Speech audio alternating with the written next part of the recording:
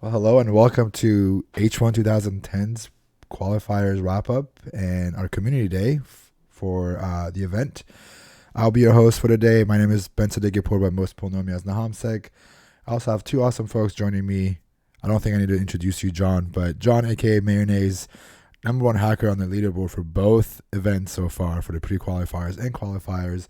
And I also have Chinchilla on HackerOne's triage team joining us today for our interview. So before we get started, let's start with you, John.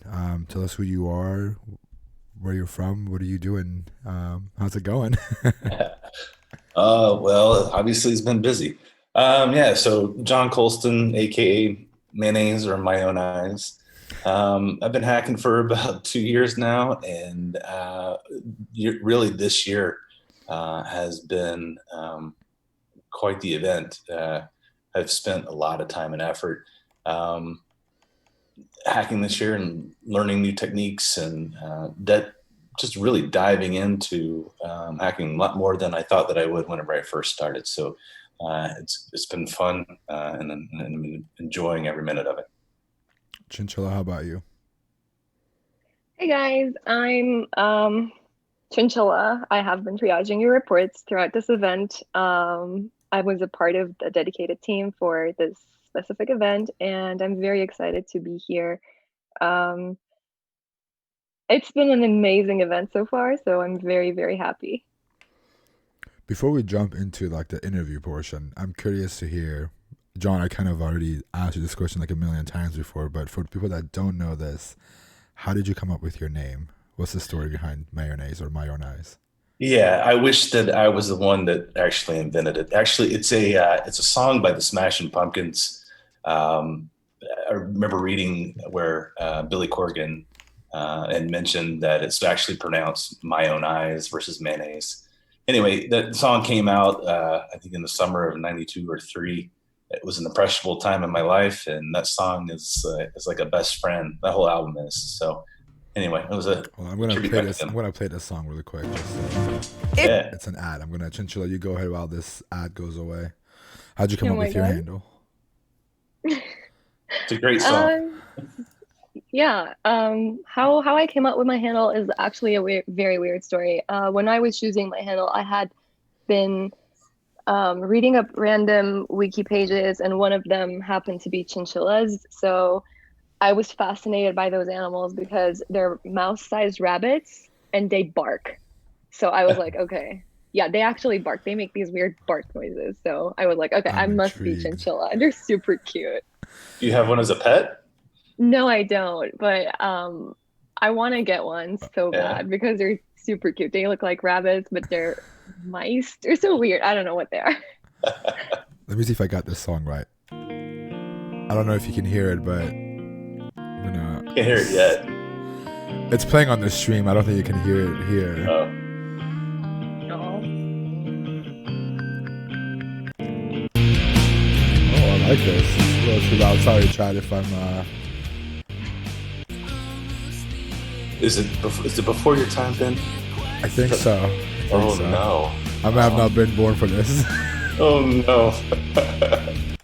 All right, I'll stop it there. I'll look in the chat if you want to hear the song about Mayo's name. What's funny is, so we actually jokingly would call you My Own Eyes until you told us, oh, it's actually My Own Eyes.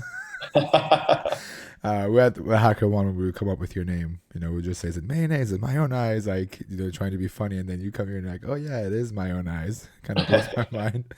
Um, yeah. So how is the event going so far for you, John? Like, I know you've been crushing it. Besides the crushing every single leaderboard so far, how else is it going? Yeah, no, it's been great. Obviously, any hacking event, long hours. So I mean, that just comes with the territory. So been doing that. And then honestly it's been fruitful from a standpoint I've been able to get behind paywalls, and that's been the difference. What about you, Chinchilla? How's it going with you at the event? wow. It was very, very fast paced. I don't even know how this past week, especially, just went away. I don't remember when I woke up or when I slept. It was insane. I don't have understanding of time zones anymore. We were just constantly on reports, talking to someone from a Paranoid's team, internal discussions, and then I was jumping at all the hackers who were like, "Hey, my report is at this stage. Can you please take a look?" And I don't remember if I exist at all right now. And I had to leave the city today because I was super exhausted. I had to go and see some lake or some, forest area just to breathe. So yeah, it was super fast paced. So it sounds like you both were kind of stressed out from like a hacker's perspective. You were around the clock hacking, Yeah. Chinchilla from a triage perspective, round the clock working, forgetting about time zones. How did you both manage stress? It's got to be stressful, right? Like for you, John, you're competing. You are on a time restriction. You're going against time and other people. How did you manage the stress, and did you even try to balance your work life at this point, or just give No, up? no. Um, and I've always said that's my own problem. I don't know when to stop. It's usually whenever I can't even keep my eyes open. But yeah, like Chinchilla said, you lose track of what day of the week it is and time. And it really is the schedule for me is typically go to exhaustion, um, Yeah. get something to eat, fall asleep, and then wake up and start back at it. And for this event, that's kind of been the schedule since probably 2 weeks before the event started. So I'm a good month and change into it. What time were you going to bed every night Well, or every morning? like it's like I'm on a there's no such thing as a 24-hour day. There's no schedule. I mean, I go to bed at 10 in the morning and then wake up at 7 in the afternoon, and then it's just crazy. Chinchilla, how about you? Yeah, well, since this is like work, I had set hours, but I always overworked because, time zones happen and I always had to stay up more than I normally would. And I didn't do it consciously. It was just I started work. I didn't even take any lunch break because no time. A quick snack and keep going. And at night, I was like, hey, the sun is no longer there. What am I doing? But you know what? It just takes you away. And the only thing that I could do to, de-stress was to do something completely irrelevant, like read a very random book, Yeah. or just reorganize your, I don't know, wardrobe. Just do something completely irrelevant because I would have dreams of people messaging me on Slack about their report status. And there were times I actually woke up and looked at it. So I was like, wait, no one messaged me. What am I even doing? I think those are So called it happened. nightmares. It's not a dream. I think those are nightmares. Right. Chinchilla. Yeah. Okay. True. I was actually really curious. Mayo, do you get such dreams as well? Like, do you ever think of any bugs in your dreams or nightmares or whatever? Do you pop Uh, shells in your dream yes, and it becomes reality? yeah, no. That's a great question. So, definitely, I take a full immersion approach, and so exactly that. I'll go to sleep thinking about a particular issue, and then somewhere in the relaxed mind, you're able to pull some connections together, and you sit up straight in bed and like, that's it. That's happened several times. Yeah, like your shirt says, Ben, eat, sleep, hack, repeat. That's exactly how it is. I'm curious to hear, like, when do you know it's enough? Like, when do you know this is time to stop? I'm going to throw in the towel right now and go to bed with this thing. Like, when do you do that? Um, Or do you do that at all? no. I do that. Not very well, but I do that. Um, it's usually when point exhaustion. So I can tell from my mental, like if I start daydreaming or I start drifting off and can't stay on target, right? Then I need to shift. So if I've got something on my plate that I need to do that's mundane and doesn't take any brain power and it's just okay, I need to kick off strips or whatever, I can do that. Or if it's late and I need to go to sleep, then that's when I usually turn it off and call it a night. But yeah, that's a tough one. What about you, Chinchilla? Is there? I know you said it's work, you have hours, but I'm sure like after like triaging 7 or 8 reports that are super long or complicated, you've got to need a break, right? Like it just. I feel like your brain's going to be exhausted at that point of trying to comprehend these things and reproducing them and explaining how to reproduce it to the Verizon media team in a comment. Do you take breaks for like 5-10 minutes, go walk around or go get a drink, like get a coffee or something, and then come back to it? How does that work on your end? Oh yeah, definitely. There are some reports that actually make you cry, not literally, but internally you just cry. You're like, oh my God, how did you even come up with this? It's a nightmare. So there are such reports, obviously. And after those, I definitely go sometimes when I just read it, I'm like, I need more coffee to triage this. I have to just go and get some coffee before even beginning. Or sometimes it gets super exhausting that you feel like you're definitely doing something wrong, like in the reproduction or something is missing. So I try to look away, or at least I try to do something else. It generally consists of, as you said, taking a walk. Yeah.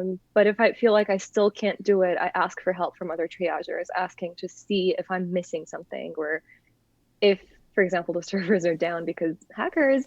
So it really happens. But generally, when I stopped working for this event was when my eyes started hurting so bad because I don't blink. I don't know if anyone else does this. Can one of the hackers in this chat right now can tell me whether they have eye problems as well? Or is it just me who doesn't blink when they're staring at their monitor? Because I always ruin my eyes. Like my doctor is like, "What are you even doing? Like, what's wrong with you?" I keep ruining my eyes. So Intense focus. yeah, it's just really scary. So I stop when my eyes hurt super bad.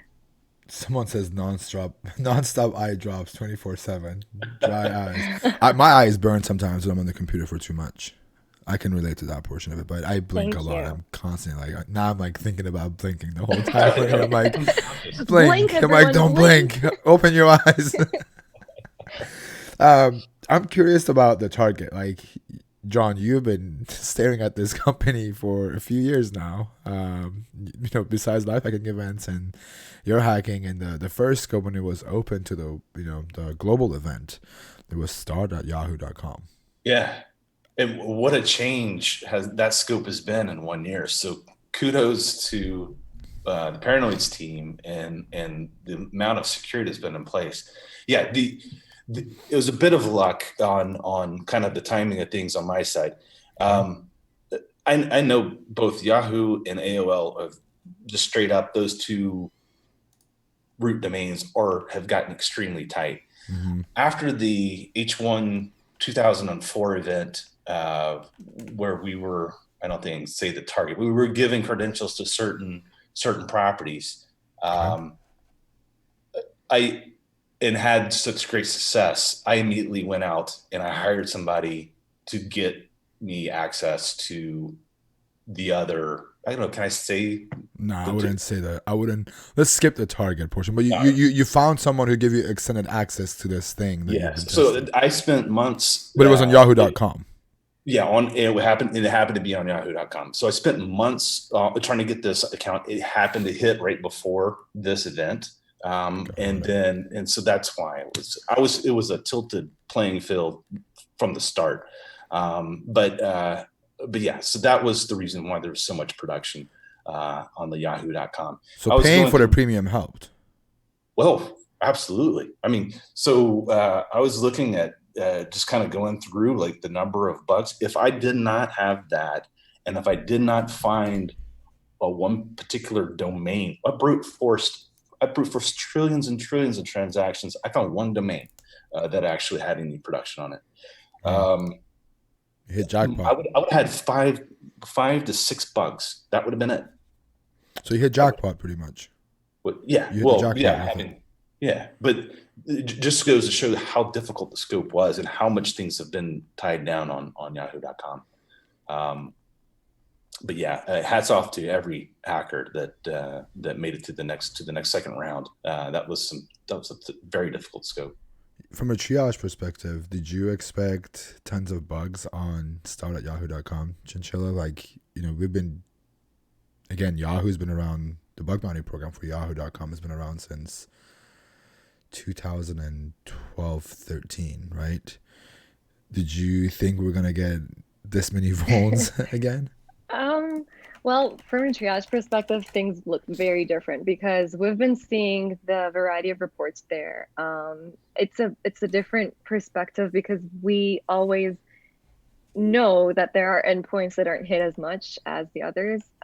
We have this whole database of knowing, of seeing what's been reported before. So when I personally saw the scope, I wasn't surprised or shocked like the hackers. I was like, it's fine. It's a huge place. People will find lots of stuff. So I honestly didn't think that it would be so frustrating for hackers. And we got very amazing reports as well. Like we found very unique stuff. We received a lot of cool stuff in this event. So I wasn't wrong. People found cool stuff.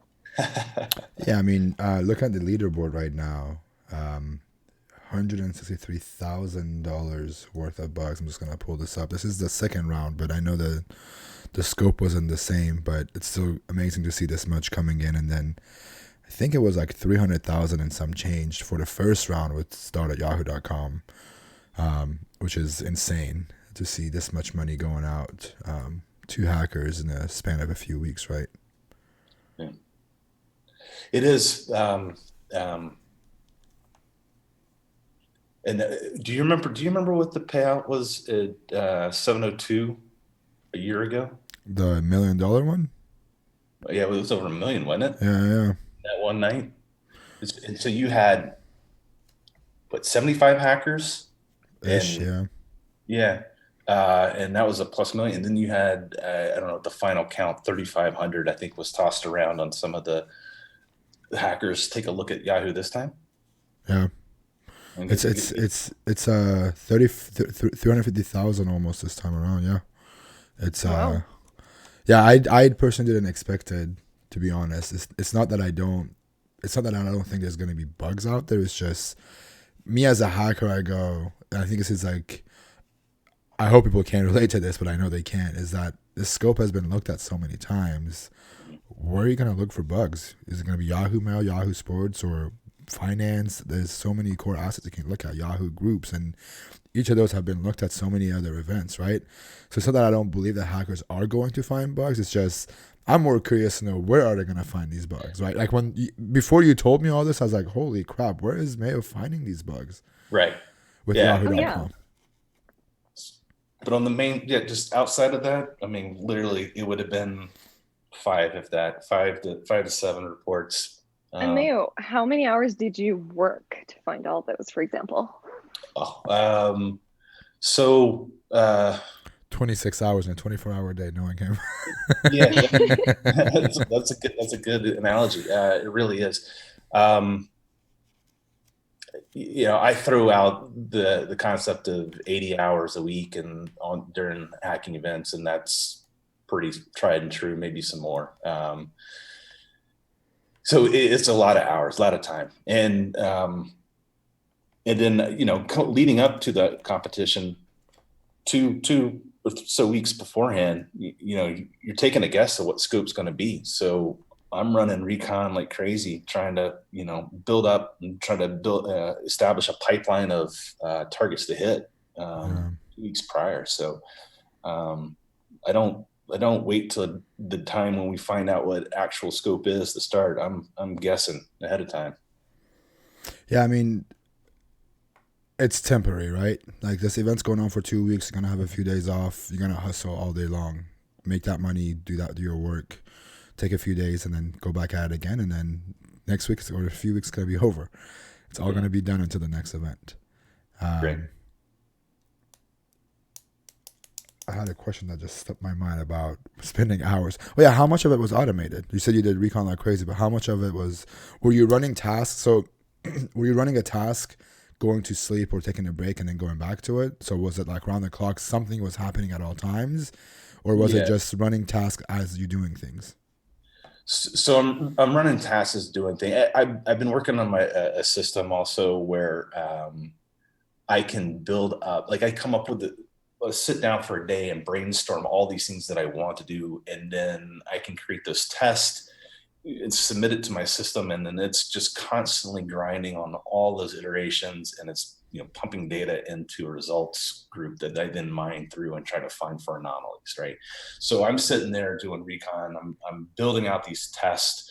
I'm testing different server responses if I make a modification to a header or to a host, right? And I'm coming up with all those types of things and just feeding it test. And that's kind of what takes up a lot of the time is, thinking, okay, what do I need to do? What have I done already? What's worked in the past? What hasn't worked? Where has my recon, where I'm brute forcing, what have I done in the past? What do I need to do again? Because things are not the same today as they were, 3 months ago. So trying to orchestrate all that is there's a lot of work involved with it. Wow. Sounds like a journey. Hold on, I think John is frozen. There we go. You're back. Sorry. I'm back? Yeah, I heard everything you were saying. I just want to make sure you were back. Okay. Yeah, so the world has really changed. And now we've all gone virtual. We barely go out and stuff happened. So I'm really curious how this event changed from how does it feel for you as a hacker? From Vegas to virtual, basically. What difference does it make for you? So there's positives and there's negatives. The positives are definitely that I can spend more time. I'm much more productive being in my own office, my own computers. You don't have the travel time. You don't have to deal with hotels and that sort of stuff. So you're definitely much more productive. The negative is you lose out on the face-to-face interactions and building relationships. Yeah, you can do that through Slack channels and chat, but you can't replace one-to-one contact, and I miss that. So I'm looking forward for this pandemic thing to go away, so we can get back to the way things were. You mentioned the one-on-one communication with Slack and Discord.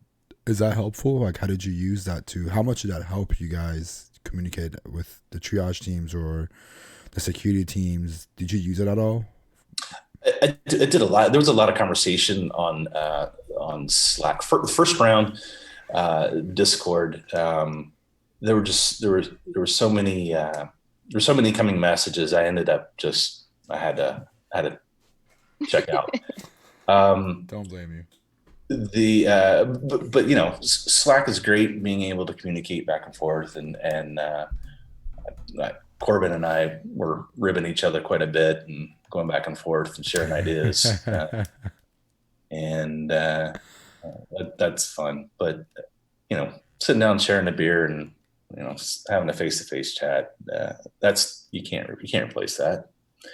But we do the best that we can with the virtual, and I hope whenever things do clear up, that there'll be a nice mix of both in-person and virtual events. Like I said, there's pros and cons to both. Chinchilla, how about? I think so too. Sorry, I just jumped in, but Go for it. The best side of having Slack or Discord is you can always go back and see what people asked and what people talked about in general, the questions that have already been asked, because I believe that there is this scenario where you cannot ask a question because you feel like it'll be too newbie, because there's Mayo, there's Corbin, there are all these cool hackers, and then there's you. This is your first time at an event. You have no idea what to do, and asking a question might be really scary. So having that written there feels much better. I believe in a normal non-virtual event, you could miss things out because you don't know, what people talk about and stuff. So I don't know. I think it had a huge benefit, and I really liked being able to reach out to hackers directly when we were, for example, stuck at one of a report, and vice versa, actually. So Slack and Discord, I believe, were really, really fun, and I could actually feel everyone's excitement and everyone was super anxious when the deadlines were closed. They were like, "Hey, you didn't look at my report yet. Hey, what are we gonna do about this report? Reply, please." And I'm like, "Hey guys, don't worry. It's gonna be fine. We're not gonna miss anything." So, yeah. Yeah, that answered my question. I was gonna ask, like, how was it for you as someone on the triage team, being on Discord and being on Slack, which is good to see, like, hackers taking advantage of it. This is why we have Slack. Like, this is why we put Discord up. So if you have a Mm-hmm. report that there's some miscommunication, instead of going back and forth 20 times on the same report, you just go Yeah. straight to that person, and you ask him a question. Yeah, absolutely. That really differs a lot. Yeah, I was gonna say something, but I totally forgot. It'll come back. Chinchilla, this was your first live hacking event as someone on the triage team, is that right? No, I was at H1 2004, 2004. I don't know. I was there as well. It was virtual again. Okay. I've never been to a live event. I wasn't that lucky. How was it being a part of a event at this scale? How did it feel as your first time when you were a part of H1 2004? Okay, so I'm a person who has been so used to being online that Mm-hmm. it felt like nothing was different. Because I couldn't get to experience the real live ones. This was the normal for me. Yeah. So I really can't compare it to the real live ones, but it's really exciting to know that there are no boundaries and everyone is at their own comfortable office, room, whatever. Just like Mayo just said, I believe that makes a huge difference. Everyone is at their comfortable personal space. No one gets to experience jet lag or being in a different country, a different culture, because every country has a different smell, I believe, and that really affects your mood. Yeah. So, yeah. How was the second round and compared to the first round for both of you? Like, let's start with you, John. How was it different? The qualifiers versus the pre-qualifiers that was global and open to the world. There were Was there a different difference? rounds. I was gonna say, did it feel different for you? All the no straight through. How are they different? So it, it- honestly, there was a bit of panic for me on the Okay. second round. The first round, like going to these hacking events, usually I have some leads on some things that I've been working on.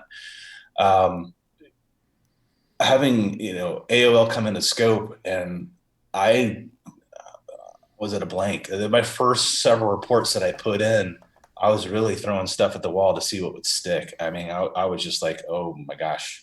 And then I focused on one specific task to get, get credentials to a certain system. And I made that my primary focus. And fortunately that came through, and then that opened the doors to opportunity. But yeah, there was definitely a bit of panic in the on starting at the second round. Chinchilla, how about for you? As We actually felt that panic. Okay, the first 2 days, it was empty. Like there were a few reports, but it was fully empty. We were like, what's going on? No one's able to find anything. It was really like very, very obvious that everyone was panicky. But then something happened. It was just like someone pressed a button, okay? Suddenly everyone started finding a lot of reports and we were getting tons of reports. We were like, whoa, whoa, whoa. Everyone just started finding stuff. So yeah, the second part of the event was extremely interesting, the way of the way the reports came in. And by the end of the that like when we were close to the deadline, we had a lot of reports, and even the people who were on Slack saying they couldn't find anything were suddenly saying they reported lots of reports. So we were like, wow, things are going on. Everyone got used to the scope suddenly. So people adapt.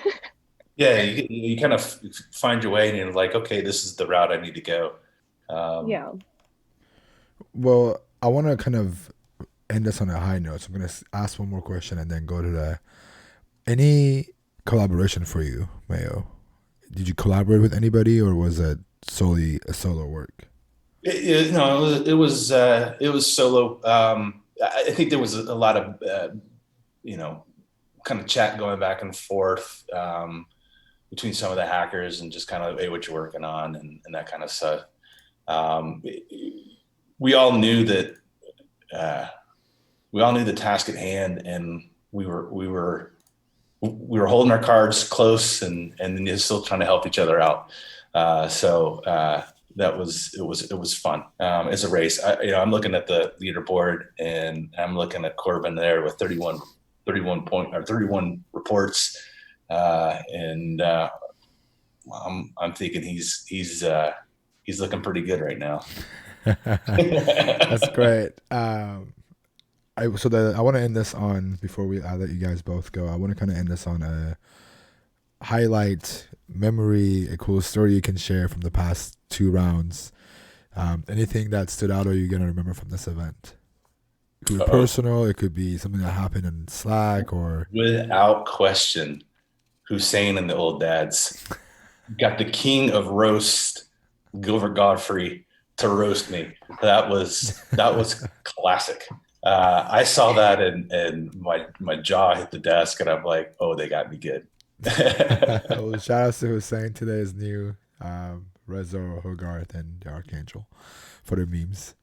Yeah. Chinchilla. So go ahead, no, go ahead, John.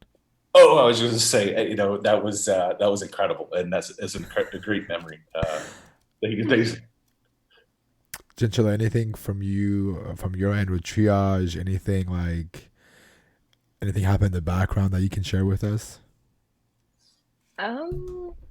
Well, other than getting a billion messages saying, "Hey, bro," I don't have anything. I don't think I have anything that I can share. There has been some reports full of memes, and memes really make our jobs better. So thank you for the memes in your reports, guys. I like them. We love them. We talk about them, and it gives us a good laugh. Other than that, please don't call triagers bro. Stop assuming. Yeah, please don't, because it feels weird and it's really not nice. We're not only men here. So thank you. Yeah, I agree. Be mindful of what you do when you make a comment. Not everyone's a bro. Yeah, be mindful of it. Again, thank you so much for both. If you joined late, again, this is Mayo, my own eyes, as we call him, on the leaderboard. He's currently number 1 on the H1 2010 leaderboard, and I also have Chinchilla on the HackerOne triage team in the background, as you can hear her voice. Thank you both so much. If you guys want anything you want to add at the end, John, we lost you there for a sec. Congratulations everybody that participated. Congratulations to everybody participated, and best of luck in the next round. Chinchilla, anything you would like to add before we wrap this up and move on to the community day? Yeah, thank you so much, everyone. It's great to work with you. I love seeing all of your reports. Newcomers, don't get demotivated. You've been doing amazing. We love, love, love the effort you put into this event, into these 2 rounds, and we're very, very happy to be triaging your reports. See you in the next round. Awesome. Thank you both so much, and we'll talk soon. Thank you. For people watching, we're going to take a quick break, and we're going to come back with the community day with Benak on Android hacking. We'll be right back.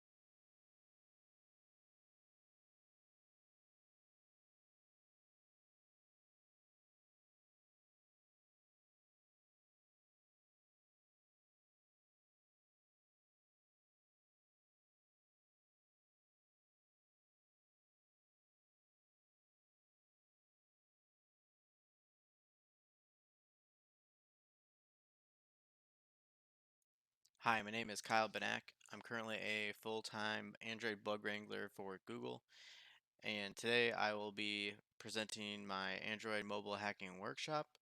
I'm super excited to show you my CTF-based exercises that display various concepts. Let's get started.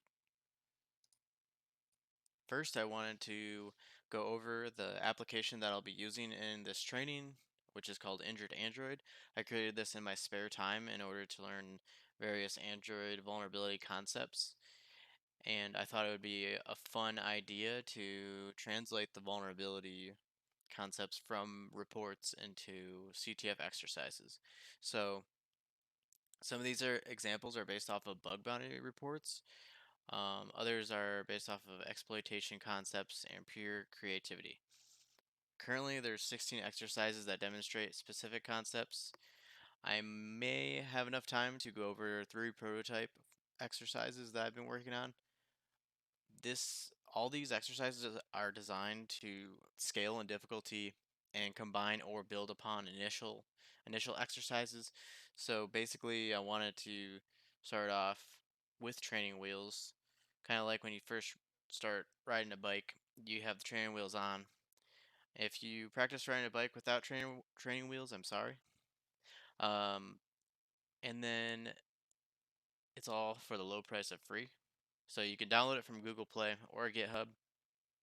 I tested this application on physical devices and emulators, and now we'll move on to the tools that you can use to solve the exercises and that are applicable to production apps as well. So my testing environment involves a lot of JADX usage.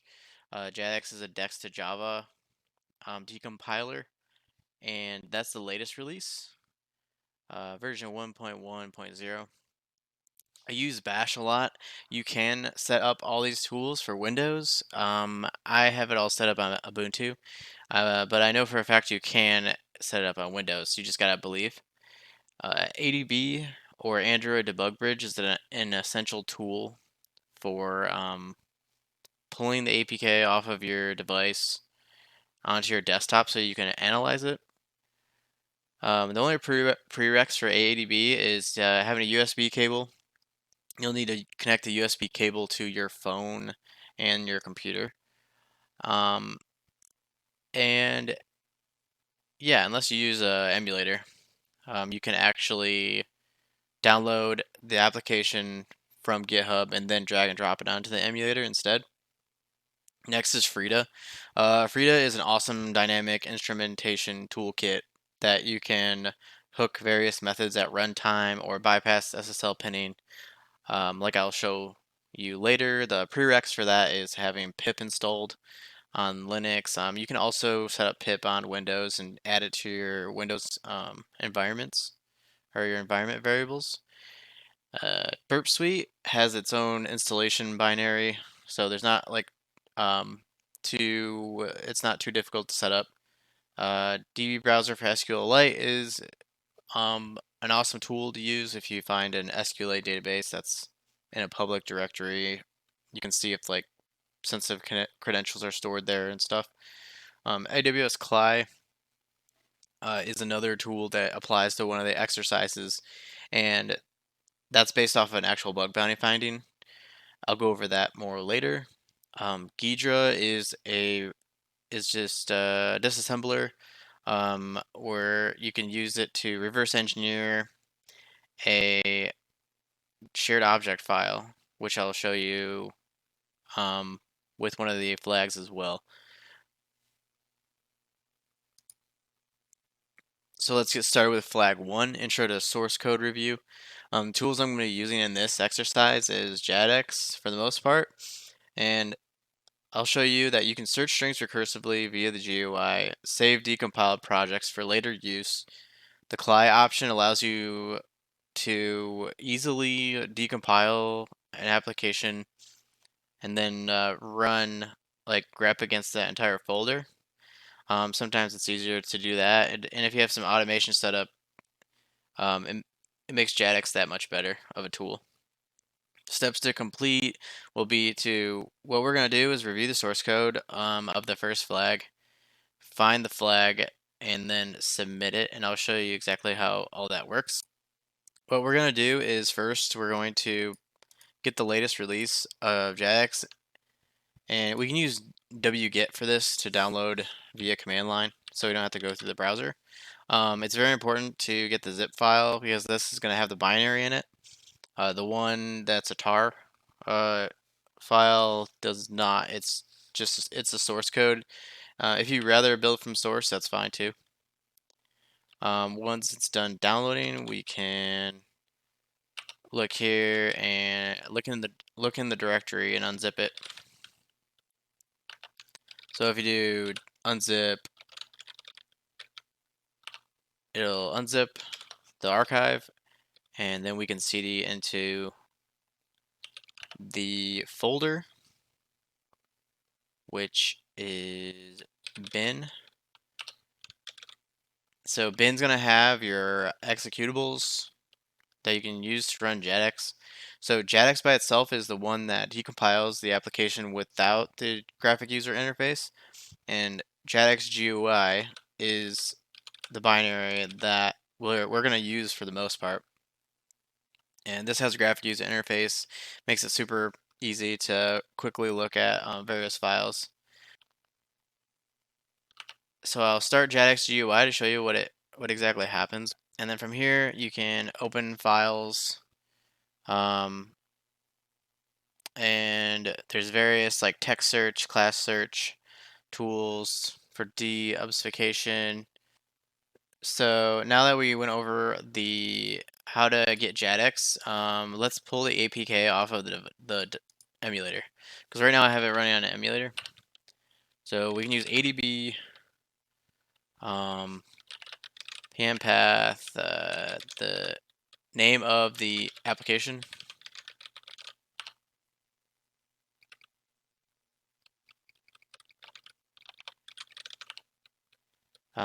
Yeah, so now that we have the path, you can use ADB pull. So ADB pull this path, and then once it's downloaded, what I usually do is rename it. So I'll rename base.apk to the application name, and this is like where you want to automate the process, because this gets very redundant. What we can do now is use JADX GUI to open this file specifically, and then we don't have to worry about like opening the file from the graphic user interface itself. So you can see like it successfully opened the application, and from here we can quickly look at Android manifest.xml. This is one of the places you would want to look first on any application because it's a blueprint. It's basically a blueprint for the entire application. Now that we have the source code open, we would also want to have injured Android running on either your physical device or the emulator. So I have it running on an emulator right here, and in flag 1, if you click on flag 1, you'll see there's a place to enter the flag, and then there's a exclamation point down on the bottom right. If you click on that exclamation point, it'll give you hints. So one of the hints is the flag is under your nose. It's also under the GUI. Now that will cue us in to look at the source code for that flag. So if we look for flag 1, we should be able to see. Okay, so now we can see like this is flag 1 based on the string for the title. So now we have a common naming convention to enumerate where the Android names are located. And Android name is the activity name for that specific activity. So B3NAC injured Android flag1 login activity. And now we'd want to copy this activity name, and specifically this part, because this is the class. Now, if you click on this wand, it'll start decompiling the application. And once it's done decompiling, we can recursively search the entire app. So this won't take, usually it doesn't take a super long time. And you can actually change, you can see the JADX memory usage down here at the bottom. You can actually change this to have more memory usage, but this isn't taking up very much. As you can see, it's around like 0.7 and it's fluctuating. Okay, so it's already done. So if you paste flag1 activity in the search for text, you can go to the activity itself. You can also, check class method field for more options. Now, if we open the flag1 activity, we can see right away that this is coded in Kotlin. Nothing too crazy up here. We can see there's an onCreate method, then there's a submit flag method, which looks interesting. And right here, the flag is in plain text. So this is what we'll want to enter. And how we know this is the actual flag is because it's checking if that string is in the submission box, and then if it is, then the boolean for the flag completion is set to true. Another dead giveaway that this is Kotlin is the intrinsics. That's just something you'll always see. So now if we go back to the application, paste the flag, and submit, it should go to the congrats, you found the flag. Now if we go back to the main page and we go to all the way to the bottom, there's a flags overview. You can check to make sure that the flags you have completed are green. That means that you have successfully solved them. I'm going to go ahead and clear the flags. So you can also clear the flags and it'll switch back to the unsolved state. Next is flag 2. This flag was designed as an introduction to exported activities. The tools we'll use are bash and ADB, and the steps to complete this flag are reviewing the source code of Android manifest.xml and looking for exported activities, then invoking the export activity for flag 2 with ADB. Now let's go back to JADX.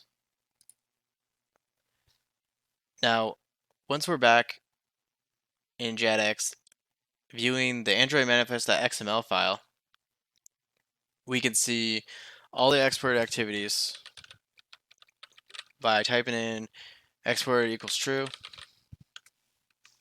And right away, we see that this activity is exported and it's not super obvious what it does. So if we copy the activity name and search for it with the wand, open it by double clicking, we can see the source code for this activity. And if we look at the onCreate lifecycle method,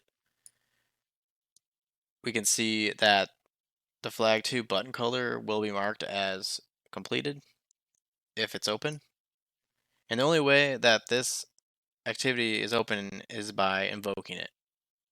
So another useful tip is that every time an activity is open, onCreate is called. Now, if we go back to the terminal, and let's open up the emulator as well so we can see what happens when we use this ADB command. So to open this specific activity, we would use ADB shell and start the name of the application and then the class name.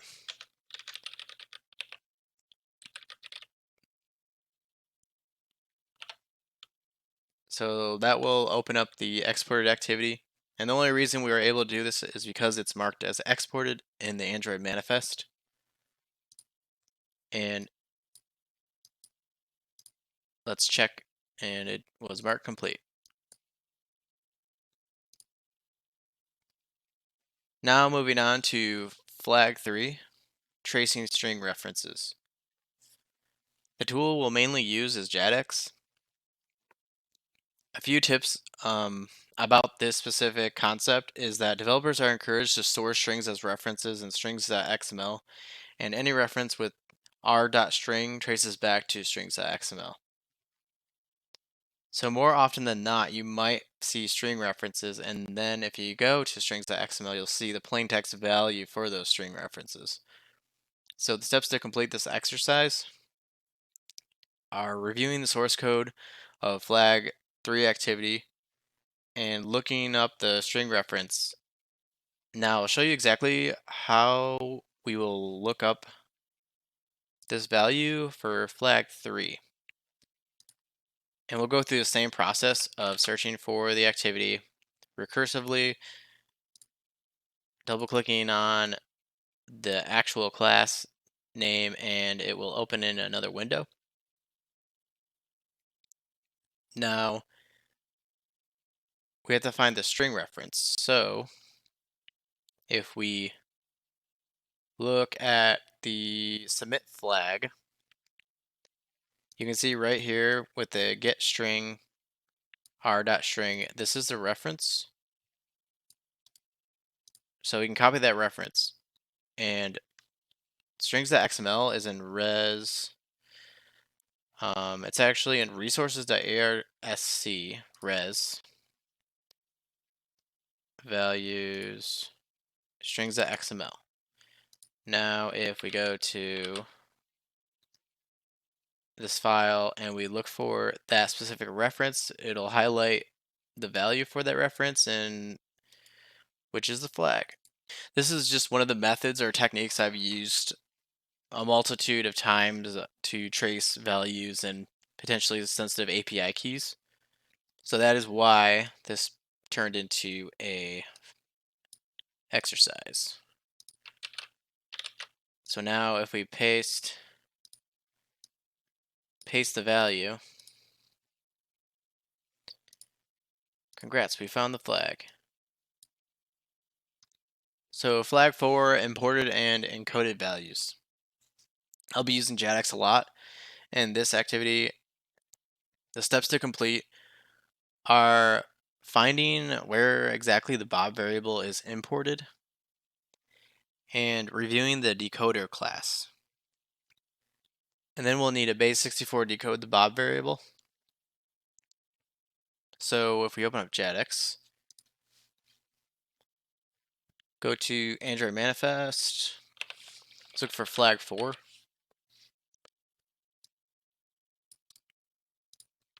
Now we can search recursively for the activity. And now the activity is open. We can see here calling the data with a getter method called getData, and the class is named decoder. So we can copy the class name and find the specific class.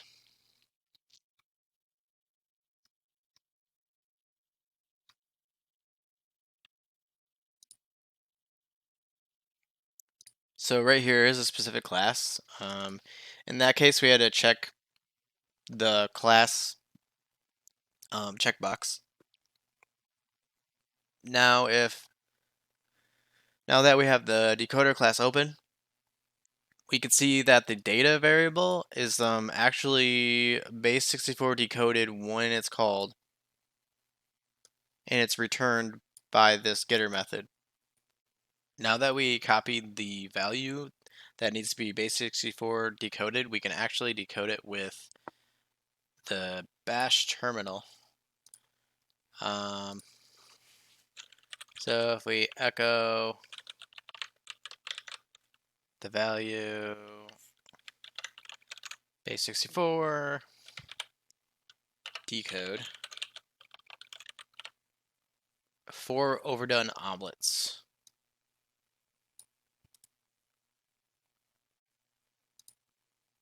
And if we copy that and go back to the emulator, flag for login, paste, submit. Congrats, we found the flag. Flag 5, Intro to Broadcast Receivers. This flag was designed to show broadcast receiver behavior so that you can potentially spot insecure implementations in production applications. So the tools in use will be JADX, and a few tips is implicit broadcast receivers or broadcasts call unknown components. So if these are exported, then it's more likely these can be exploitable than explicit, which call known components. So the steps to complete will be reviewing the broadcast receiver source code and sending the broadcast multiple times until you get to the counter increments enough times until you actually broadcast the flag. So let's go to JADX real quick and look for the flag 5 receiver.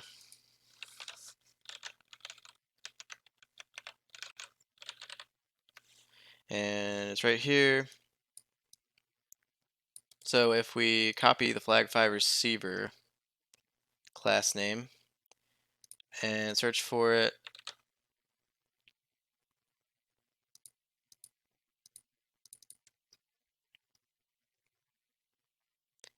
we can see that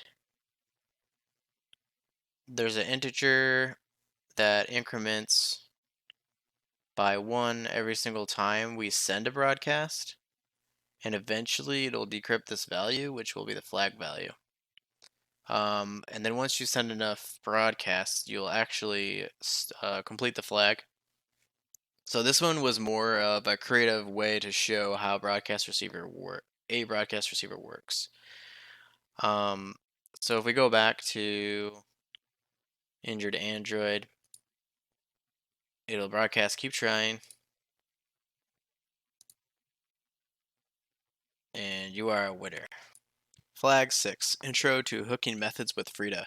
The tools in use will be JADX and Frida, and the steps to complete are finding the method that decrypts the value so that we can hook it with Frida, then creating a Python script that imports Frida and hooks the encryption method via JavaScript. The Python file will then be ran with that first command with the Python file called flag6.py. And then in the terminal, you'll see the script start, and it'll wait for that method to be used and then print out the value anytime you use that method. Now, as far as source code discovery goes, we would copy the login activity for flag 6. We would then look for that activity, then open it in a window like we did with all the others. And down in the submit flag method, you will see that it's looking to see if the value that is entered in the edit text field equals the value that's being decrypted from this activity. So there is a few steps that we need to do in order to get this set up correctly. First of all, we're going to need to push the actual Frida server to the emulator, and I'll show you exactly how to do that. First, we'll need adb root just so we don't get any permission errors when we try to start the server. So you can use ADB push to push files to your emulator or physical device. And so now we'll get the Frida server, and we're gonna push it to data local temp.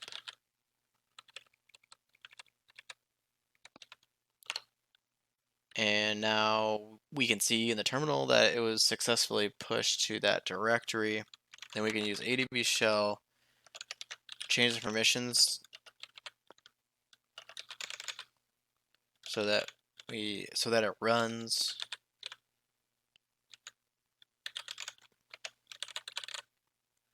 And it was x86 underscore 64. Whoops. It's very important that you get the correct architecture for your phone. If you don't have the correct architecture for the Frida server, if it doesn't match the one that's the type that's on your phone, then it won't run correctly.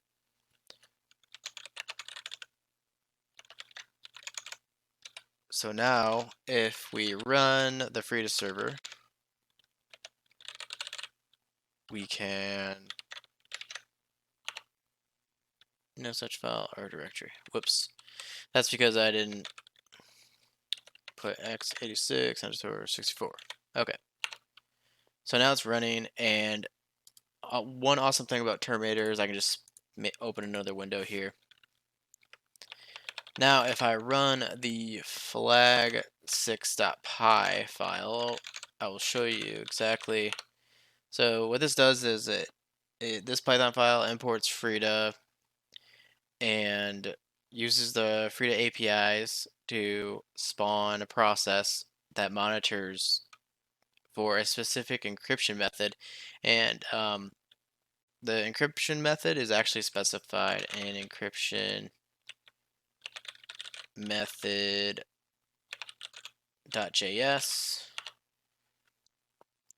So as soon as I run this Python file, it's going to log when the Java perform function is called for that specific method, and it will log the actual. So actually, when I click on the button that is used to decrypt the value, it will automatically decrypt the value that we saw in JADX that's specified in var mystring, and it'll give us the plain text value back. So let's check this out. Let's clear this terminal, and we're going to do Python 3 flag6.py. And the script loaded successfully, and it's waiting for us to actually run the. Let's move this over here. So go to flag6, and we don't even have to input anything or the value, and it'll just decrypt what is needed to solve. So if we copy this, go back to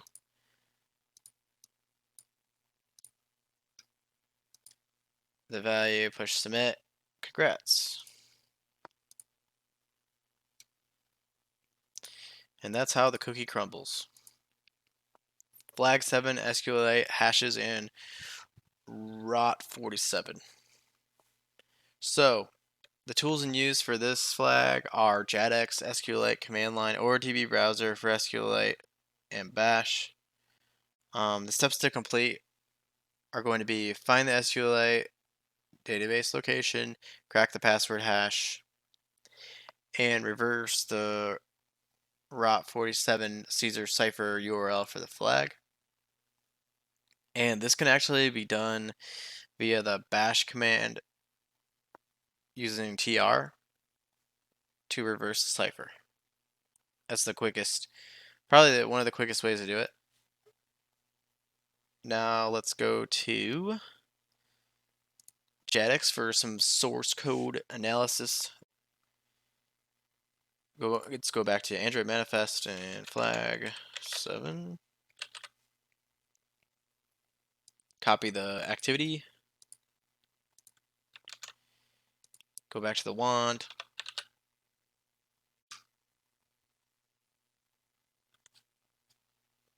Let's see.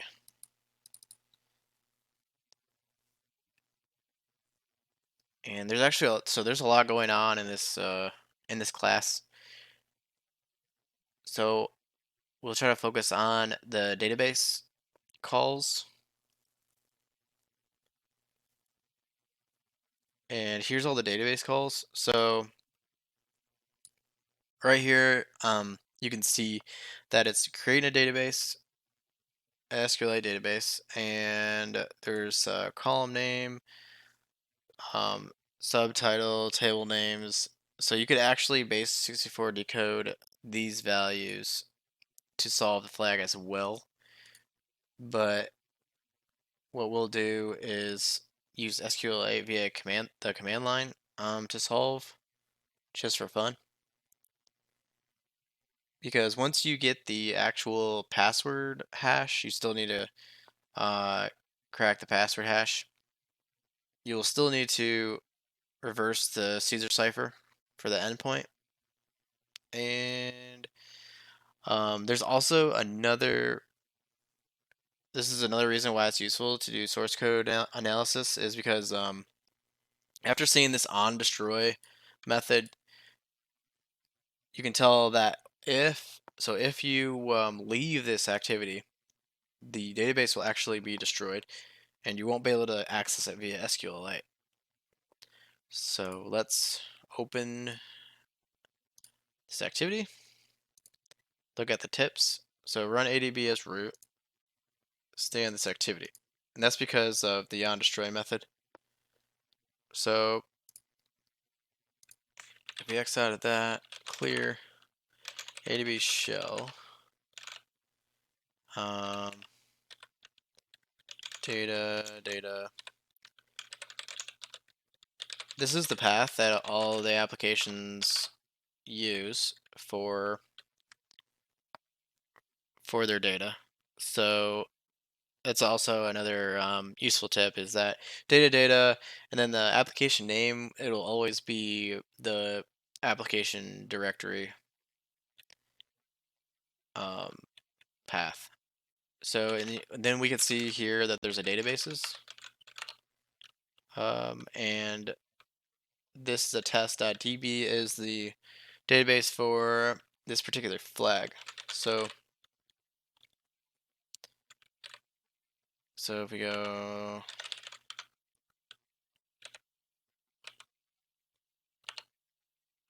let's see, I think it's SQLite 3, and then this is a test. There we go. Okay, so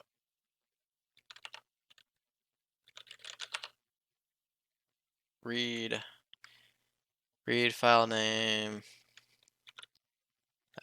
Let's see, what does it show? Tables, let's do that. This is a test. Or actually, is it use this as a test? Let's see.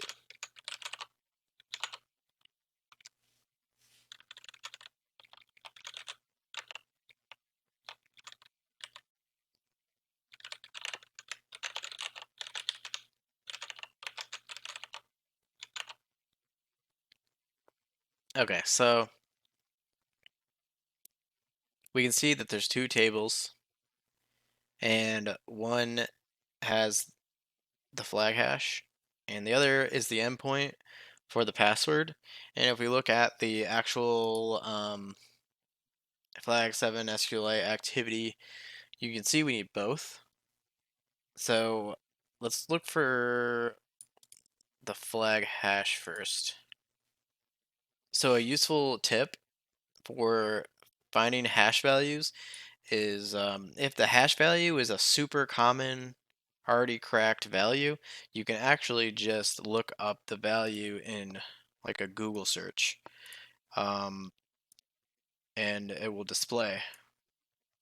So let's open a Chrome browser real quick, search for that hash, and here is the value.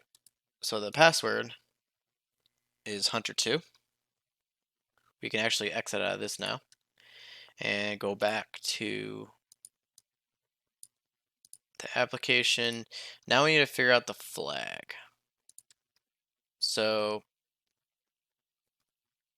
for the flag, we'll need to decode that.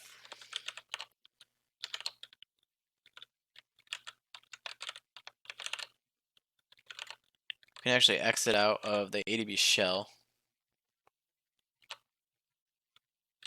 and clear this. Okay, so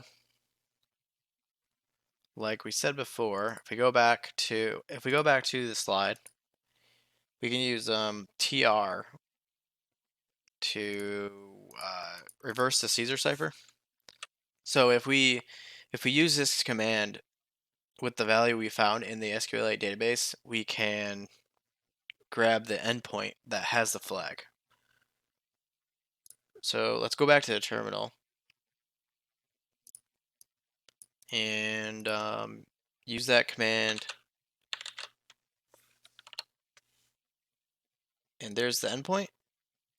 So we'll copy that address, open a Chrome window,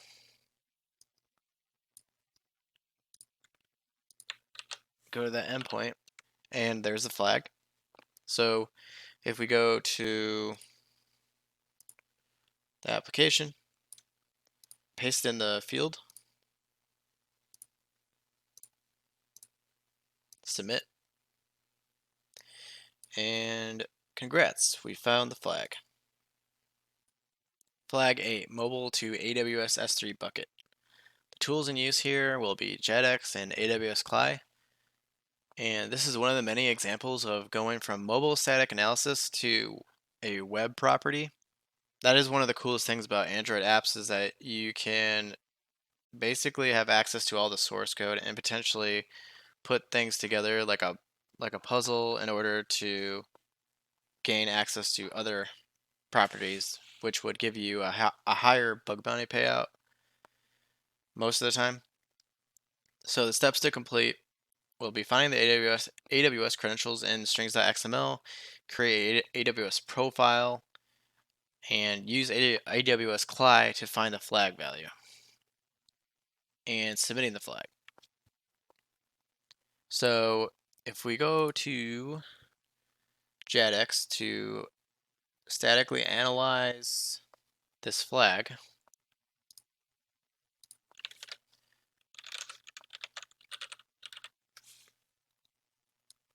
and copy flag 8 login activity,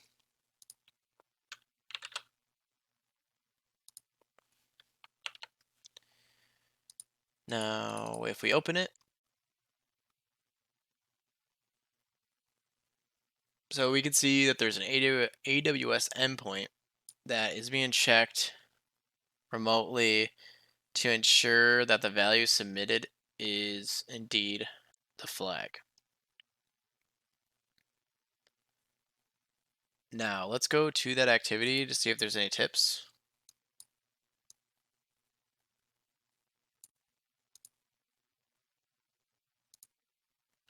AWS CLI, AWS profiles and credentials. Now you can see it'll say try again if the value is incorrect. So now let's check out strings.xml.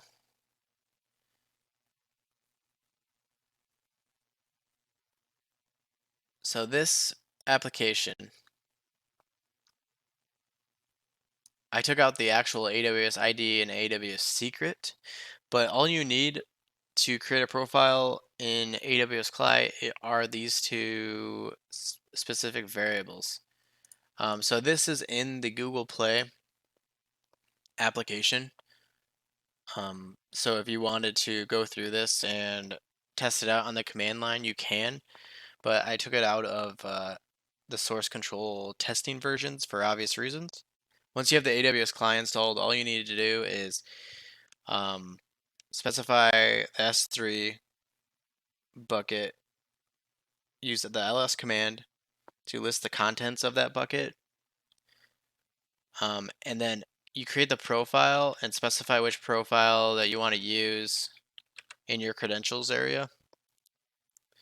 Then when you hit enter, it'll look up the contents and it'll present you with the flag. And the keys are read only, so don't worry. I didn't disclose any sensitive keys. So let's go to the exercise and submit. And yay, we completed flag 8. Flag 9, Firebase, JSON endpoints. Tools in use are JetX and a browser of your choice. The steps to complete are reviewing the source code of flag 9 Firebase activity and base64 decoding the directory value, because this is going to give you the actual JSON endpoint. Because the directory, it translates to that directory name .json, and you'll see exactly what I mean by that. So if you're auditing an application, we're going to use the same method that we've been using, which is going back to Android manifest.xml, going to flag 9 Firebase, copying the actual class name, and using the search function. Now we're going to open it in a new tab. You can see right here there is a base64 encoded directory name. Now, if we go down to the class right here, you can see that it's being base64 decoded, and this is useful information to know. Now we know that we can actually decode this value to get some, like, kind of a clue on what we need to do next. Also, if you go to the flag 9 Firebase activity in the app, it'll give us some clues. So the use the .json trick with the file name. Now we can use the same command that we used in the previous activity to decode the base64. Actually, yeah, so it was echo the value and then base64 with the decode flag. So you can see it decodes the flags with a backslash, but that actually equals flags.json. Now if we open a Chrome browser,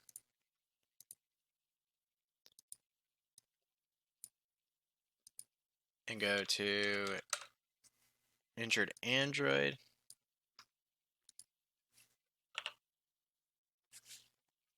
it'll display the flag. Now the trick to this CTF exercise was, in the spirit of everything being base64 encoded in transit, the flag needed to be base64 encoded as well. So the easiest way to re-encode this value was actually to use just burp encoder, because the command line didn't like some of the characters. So if we go to burp decoder and paste in the flag, we can encode as base64 and we get the value that we need. Now if we go to the exercise, injured Android, and submit, the flag will be solved.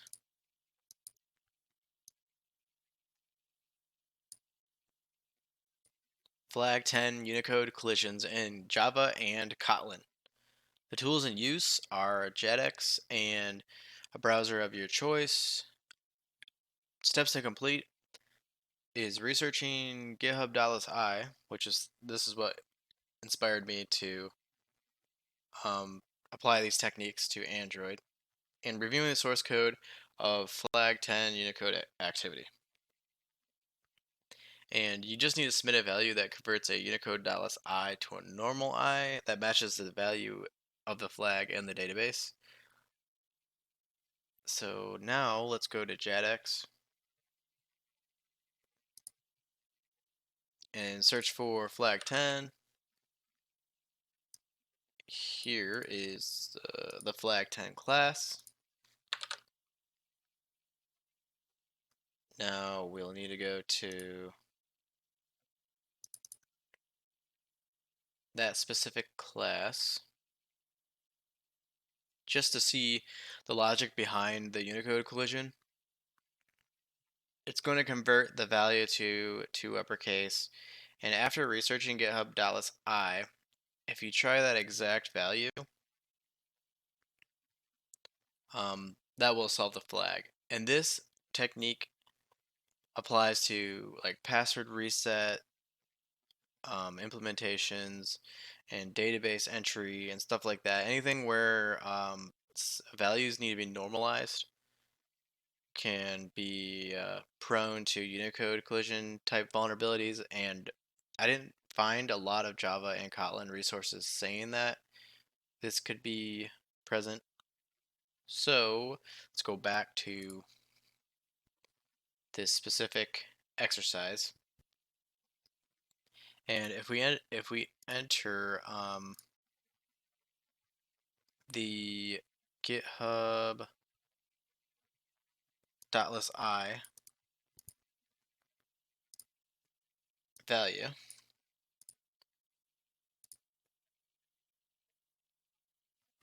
it will solve this specific flag.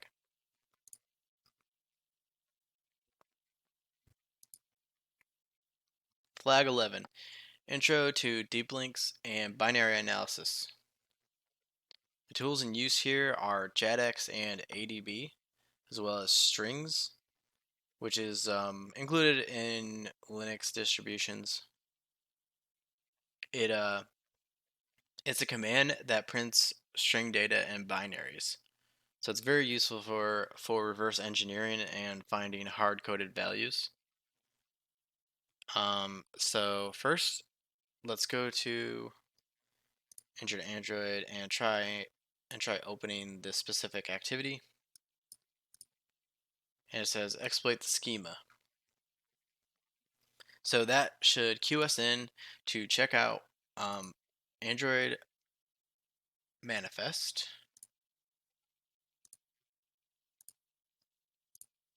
Now, if you look for flag 11,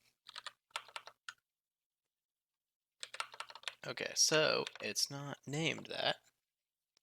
It's probably named like deep link activity. There we go. Okay, so the main takeaway here is that deep links always have an intent filter applied to them, and a deep link can have a custom scheme, and in this case it's the scheme of flag 11. So as long as you have this scheme, that's the only requirement in order for a deep link to open this specific activity. Now, if we go back to the terminal that I have and open the emulator, you can use ADB shell and start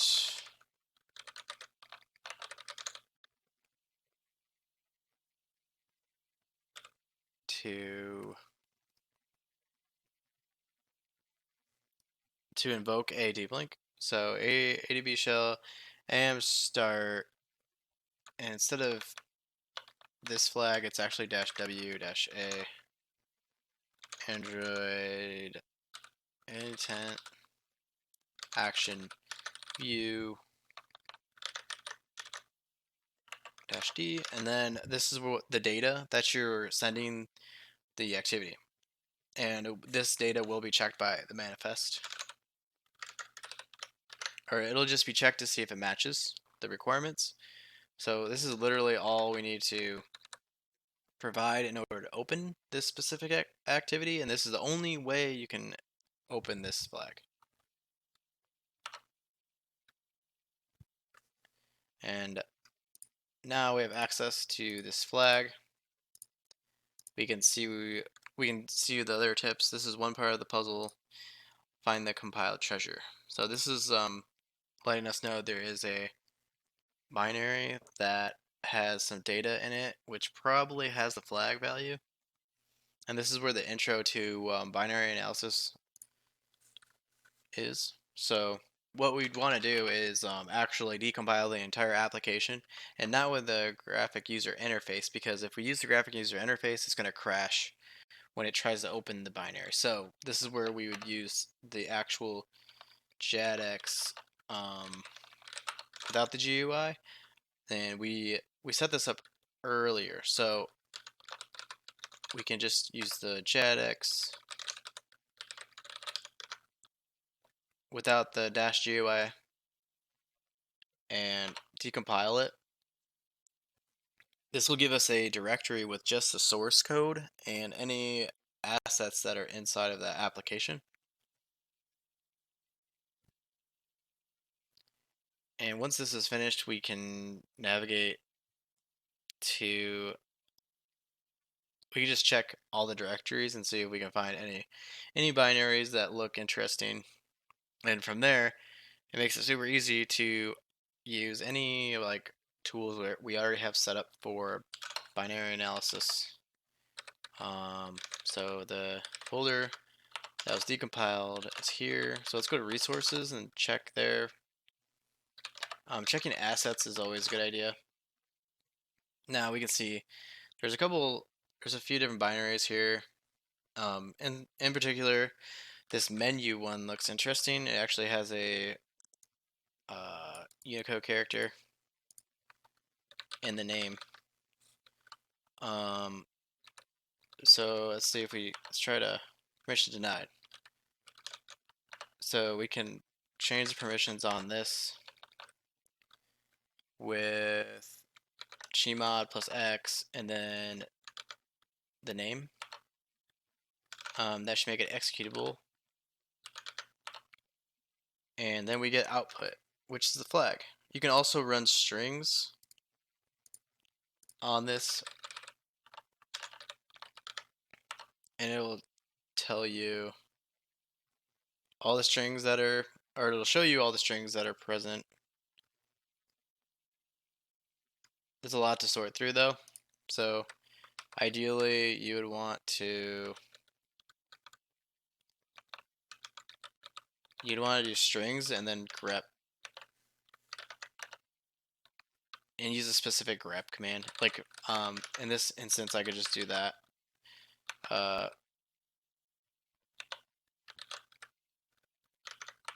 To show you that the flag does show up in the binary if you run strings on it. Now if we go back to injured Android and submit,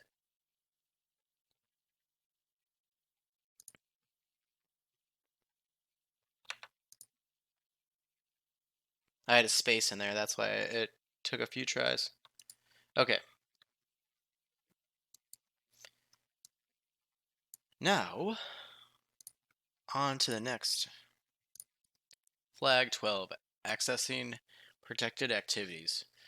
Tools in use are JetX Android Studio for proof of concepts, and a third-party application which I created in Android Studio in order to show this exploitation concept. The steps to complete are reviewing the source code of exported protected intent.java, and creating the proof of concept app. Since this activity uses handle intent extras and is exported, you can actually send multiple intents to it, and the second intent doesn't have to be an exported activity. But in that aspect, you can actually invoke protected components. So it's essentially a doorway into the entire application. So if we open injured Android and go to flag 12, it'll say a POC app is needed. Now we'll go back to JADX and use the same methods we've been using.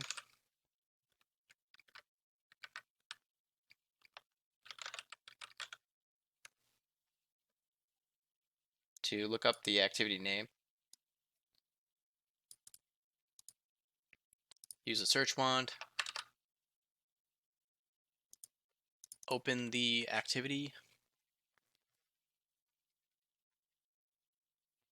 And we can see from this onCreate lifecycle method that it's checking for a data string called totally secure.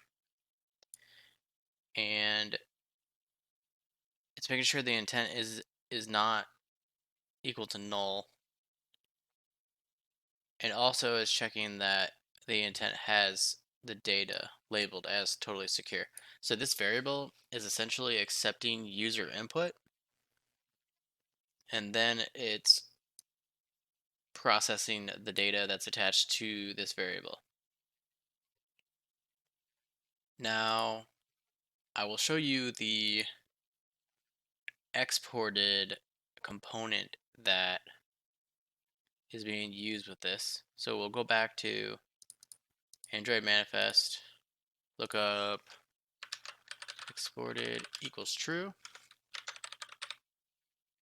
So exported protected intent right here.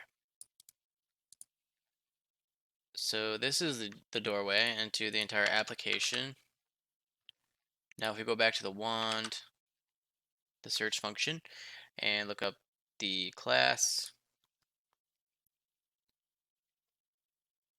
we can see that it's handling the intent extras right here, and then it's processing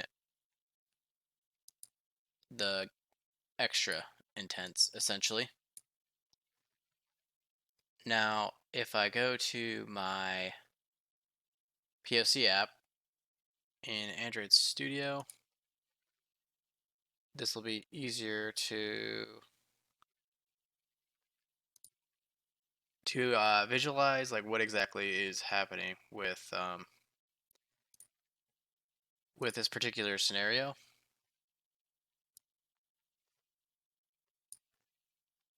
So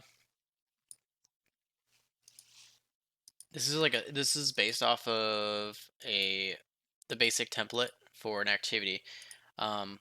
What's happening here is I am specifying the first intent, which the exported activity is looking for, which is access protected component, and then next,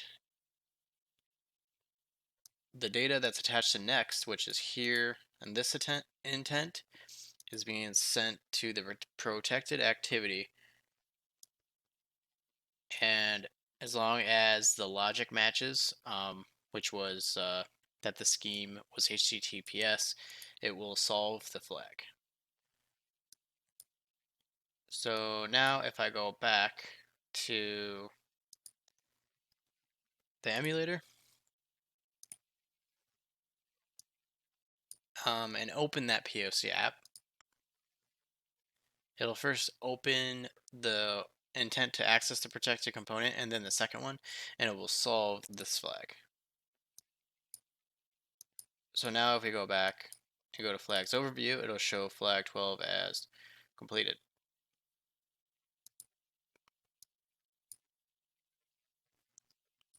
Flag 13, code execution via deep links.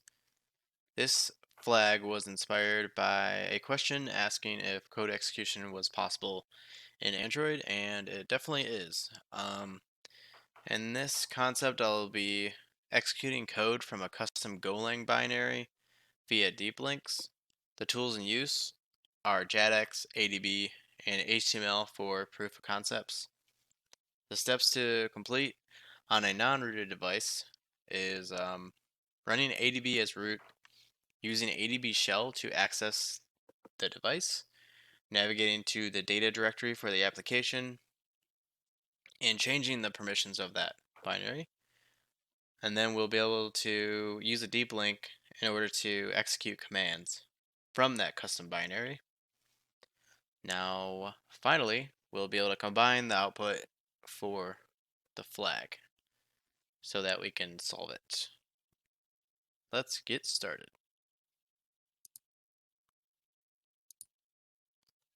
Now, first we'll go to the flag itself just to see the tips.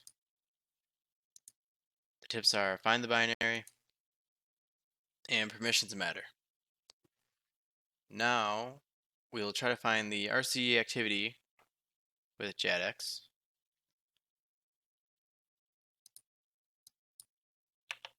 So we can go from based off the title. So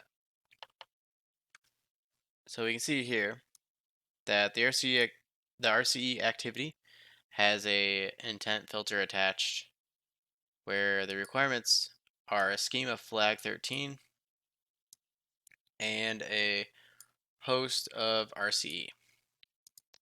So what we'll need to do is combine the scheme and the host in the form of a hyperlink along with the parameters that are in the RCE activity. And I'll show you exactly what I mean. Because the activity is checking for parameters of binary, and the second is called param, which is actually the command that the binary executes. And finally, once we find out what the flag is, we can use the combine parameter in order to solve the flag. Lastly, files will be transferred to the files directory once a deep link is attempted. So, first, we'll go back to the terminal and make sure ADB is running as root, which is already running as root.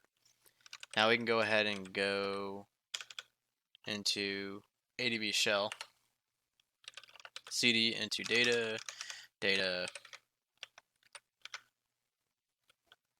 application directory. We can check out files. Let's just go ahead and remove all these files just so I can show you exactly what I mean by so at first the binaries won't be in this directory. But after you run a test deep link, the files will be in this directory. Now that we have the files in this directory, I'm going to go back to the POC deep link real quick and show you what is involved with that POC deep link. So a deep link is essentially a hyperlink for mobile apps. So if I cat this file, you can see it's just a HTML file with the requirements that were specified in the Android manifest of flag 13, the host of RCE, and then the parameters that were in the activity itself of binary, which is the binary that matches the architecture of the emulator. This is really important. The binary won't run correctly if it doesn't match the architecture. The second param is the command that's going to be run, and it will display in the web view. Now let's go back to ADB shell.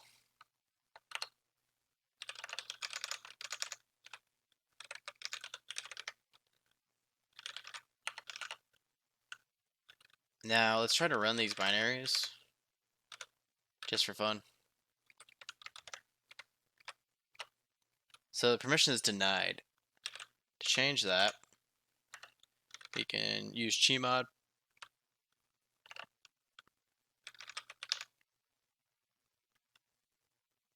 Or chmod. I'm not sure how exactly you're supposed to say that.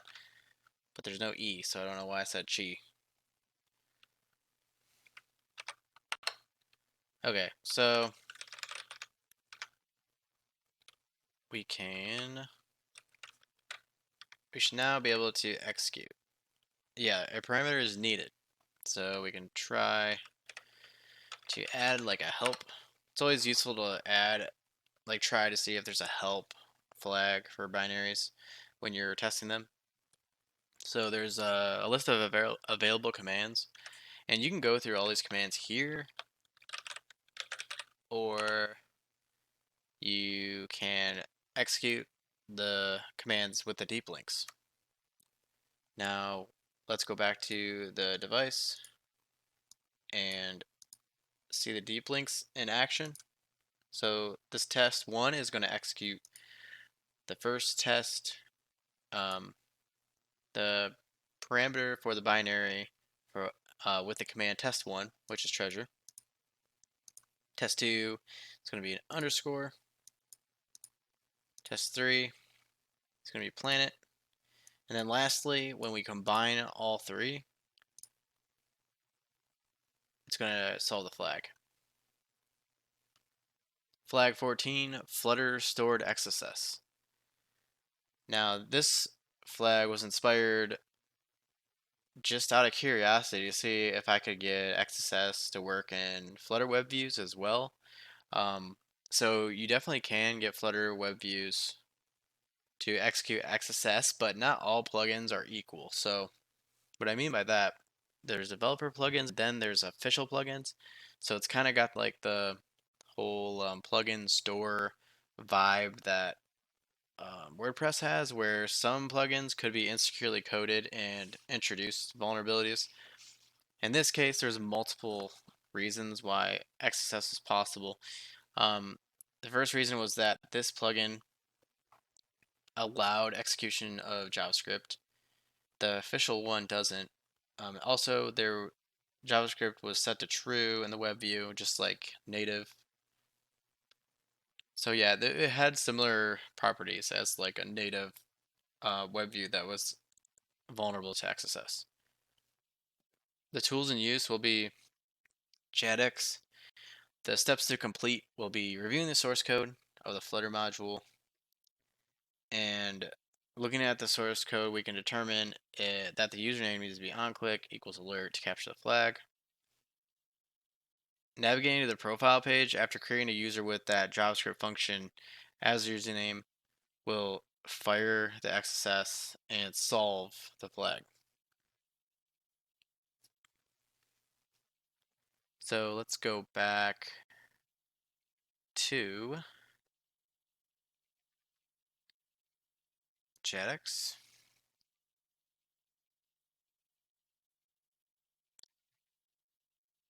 Actually, I'm curious now because I think it's debug mode for the Flutter module. Yeah, so anytime that you're looking at a Flutter app and there's a kernel blob.bin, you can actually get the raw source code back. In production apps, it's compiled to a shared object file, which only can be reverse engineered to assembly. And I think, if I remember correctly, I think that was actually copied here. No, but it wasn't copied here. So what we're gonna have to do is go back to the source code, and it should be in our assets folder. So Flutter assets, and should have a kernel blob in there. Yeah. So we could probably, to make this faster, there's definitely ways to grep through just for the source code of Flutter bin files. I'm going to try to just find the flag itself.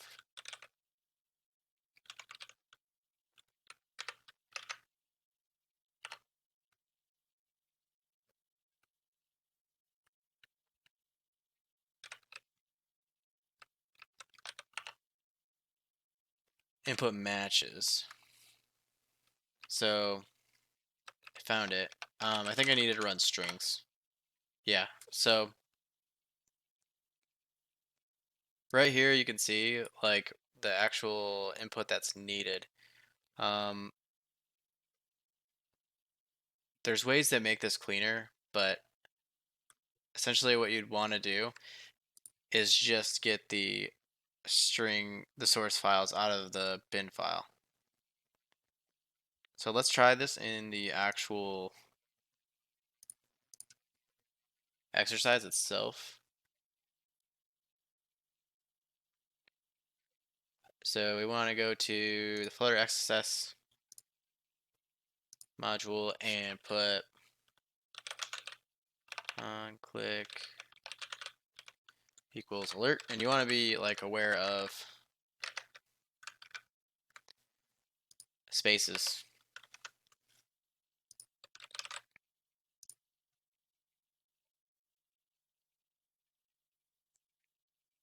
Now if you go to the profile, it should alert.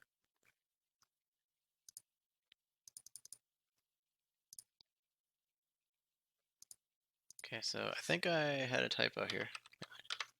Let's see, maybe without the colon.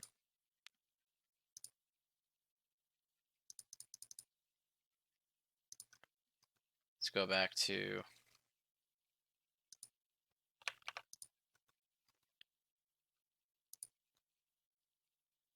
yeah, this is all so if you put exactly what is needed,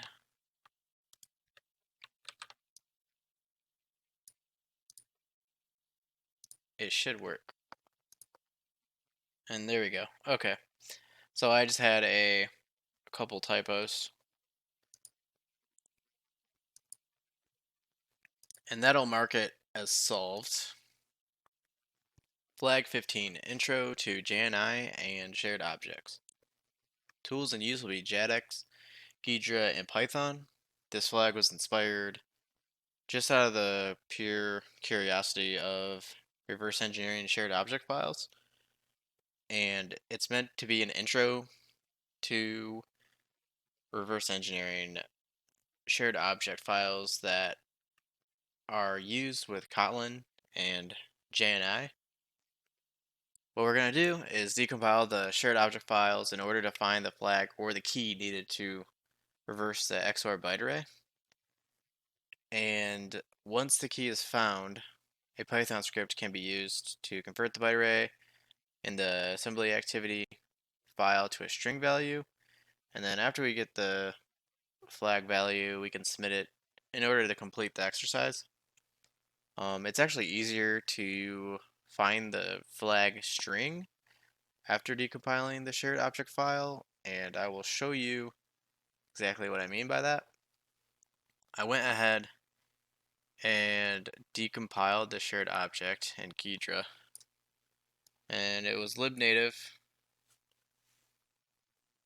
Once you have it decompiled in Ghidra, under the program trees window, there will be a .text section, and in this section, you'll find all of the text values or string values. And what we're looking for here is the JNI function. And this is the JNI function right here. So this is the assembly version of the C++ code. What you can see is that there is actually, so the program actually has the basic string in plain text right here. And so this is actually the flag. So that's the easiest way to solve this exercise. And I will compare that to what it looks like in nativelib.c++. So in the raw source code, it looks like this. And then mad is the XOR cipher. And the string output right here, when is this flag. And another way to easily find when activities are using the native development kit or C++ is by going to the activity. So if we look up the assembly activity here, assembly activity, search it with the wand function button,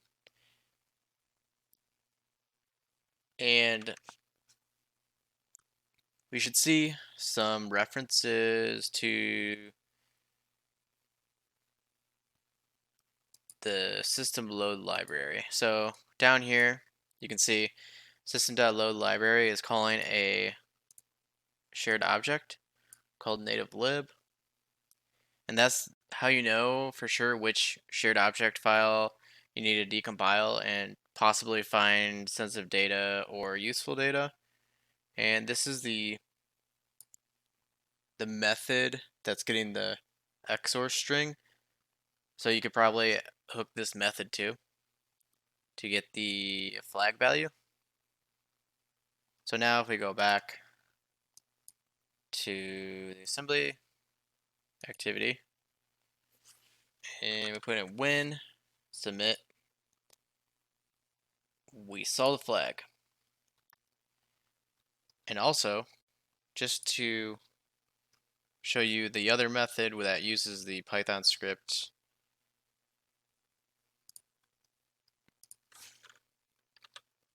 let's go back to the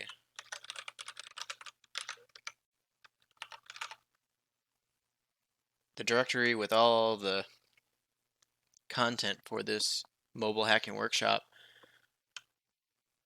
There is a Python script that says flag 15 xor.py. So what this does is it takes the byte array and the key and reverses the XOR cipher. So if I run this,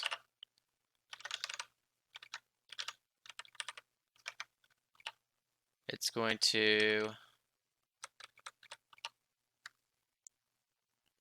show me the decrypted value and encrypted value. Flag 16, bypassing content security policies. The tools in use will be JADX, ADB, and HTML files for proof of concept hyperlinks. The steps to complete are reviewing Android manifest.xml, the intent filter attached to the CSP bypass activity, and reviewing the CSP bypass activity source code. After that, we can gather all the requirements for the HTML proof of concept and use a proof of concept HTML file on the mobile device and view the response in the web view. So I went ahead and outlined all of the requirements because I've been going into JADX for the last, well, basically every single flag. So I wanted to change it up a little bit and give a visual and kind of show how to piece together all the pieces needed for the proof of concept. So in the CSP bypass activity intent filter, you'll see that the schemes accepted are HTTP and HTTPS. The host needed is b3nac.com, and it has a path pattern. This is basically a wildcard, and you can put anything, any value between the brackets. So now that we know that, we can view the CSP bypass activity source code and see that the valid schemes that are accepted, the logic is looking for HTTP and HTTPS if it's a valid scheme, and if the scheme equals HTTP, it's going to go to the method that converts the protocols. And this way, if you start out with the HTTP protocol, the origin of the request is going to be the application itself and not a wildcard origin of the browser on the mobile device. Because if you go to the go-to URL method, it's checking to see if the intent source is Chrome, and if it is, it's logging it as a bad origin, and the request won't succeed. Now, let's see this in practice. So if we open the emulator and the browser, not the browser, the terminal,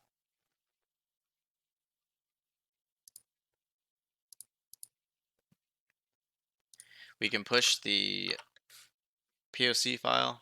So in this case, it's a deep link routing bypasses HTML file, and we'll use adb push deep link routing bypasses.html to SD card download directory. Now that it's pushed to this emulator, I can go to the files folder, deep link routing bypasses, open it with Chrome,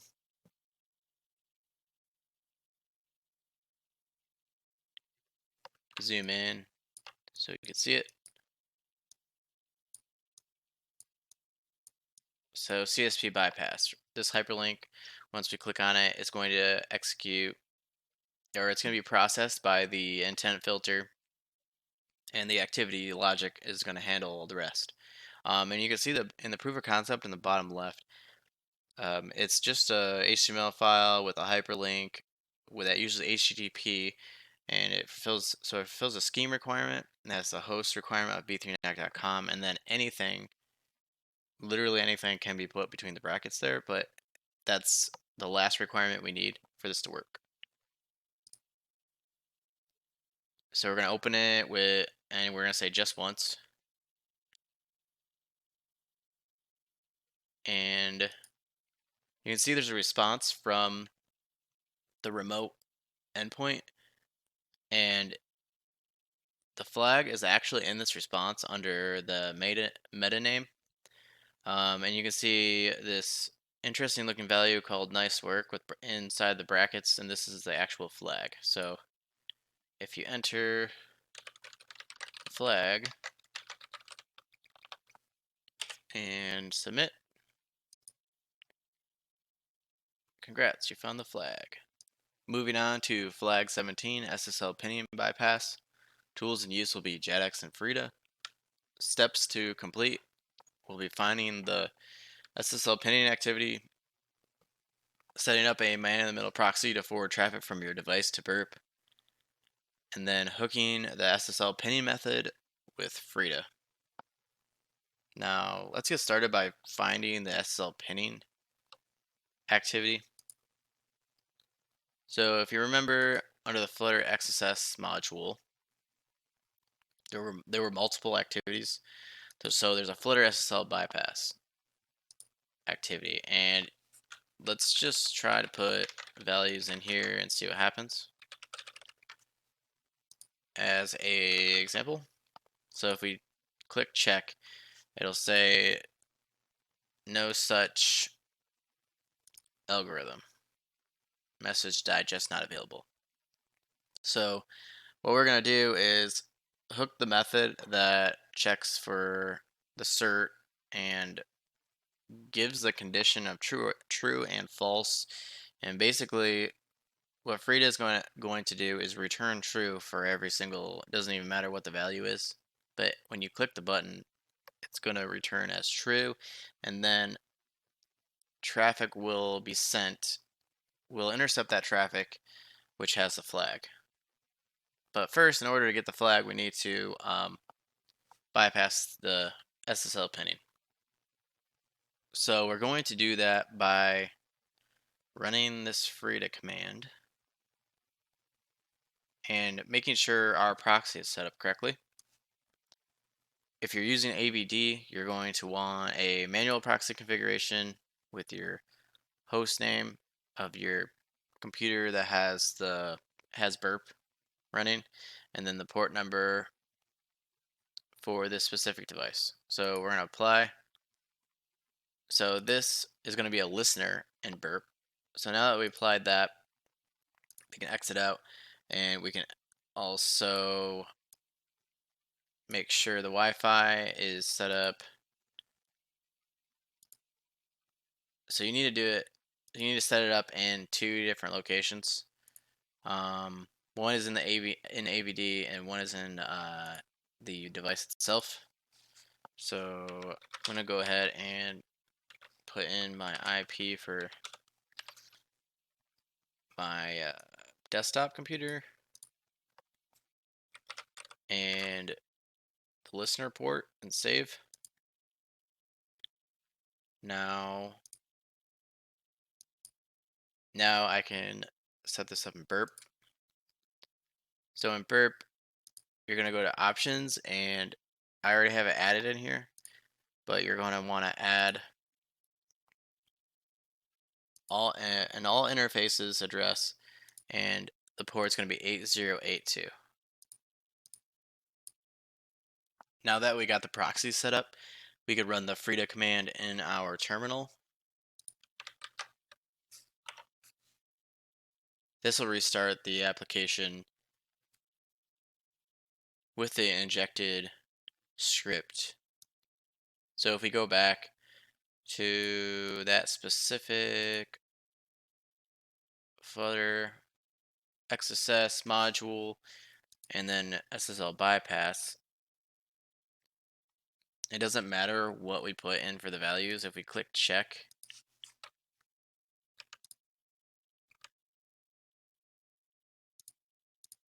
it will intercept it and disable the SSL pinning plugin. Now that we have SSL pinning disabled, we can intercept the traffic. So let's try this again.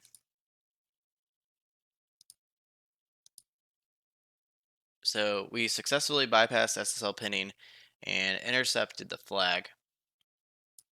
We can copy this, go back to the emulator, and complete this flag 17 activity and submit.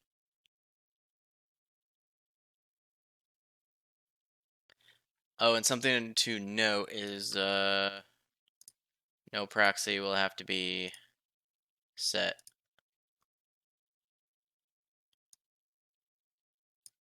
for the connection to be successful. So, yay, we found the flag. Next, I will be showing you a prototype exercise that has to do with deep link routing bypasses. The tools in use will be JADX, ADB, and HTML files for the proof of concept hyperlinks.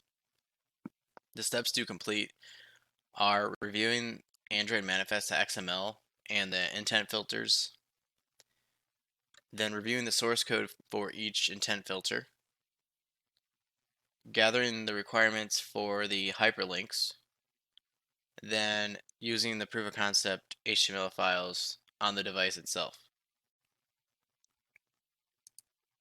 I have the prototype application open in JADX already, and first we're going to look at the deep link intent filter for custom scheme. And this intent filter has a requirement only of scheme deep link route, and this is a custom scheme. So if we go to this class, custom scheme,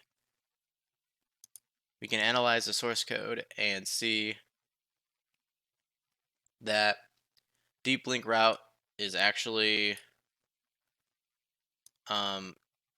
converted to HTTPS by the application itself. So this effectively will turn a custom deep link into an open redirect. And you can see here it's only checking if it's a custom schema or HTTPS schema. So as long as you have a custom deep link in use, and then anything after that custom deep link, let's say you put HTTPS or just the host name of another website, it will convert it and send the user to that website. Next is going to be host validation bypass. This intent filter has requirements of HTTPS and a host of b3nac.com. And now let's look at the logic for host validation bypass.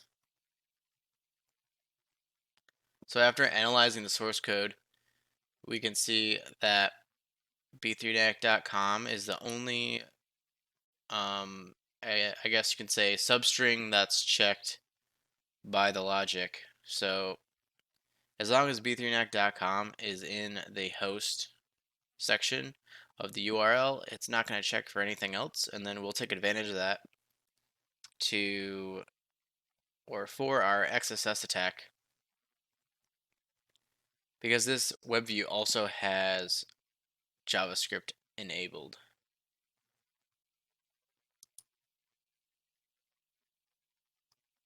Next, we'll look at the path pattern intent filter.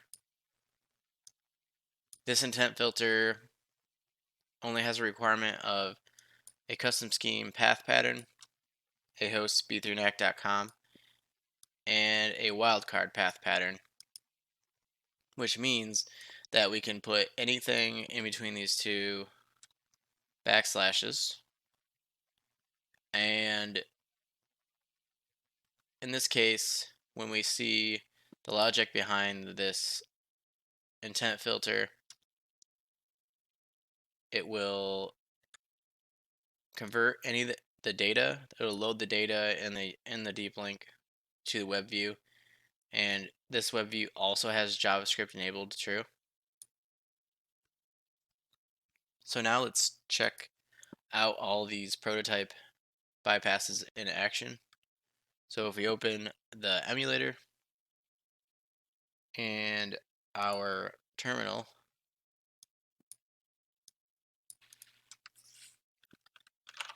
I will show you the deep link route bypasses POC file. The ones that we're going to use are these three. So you can see we got all the requirements covered in each of these hyperlinks.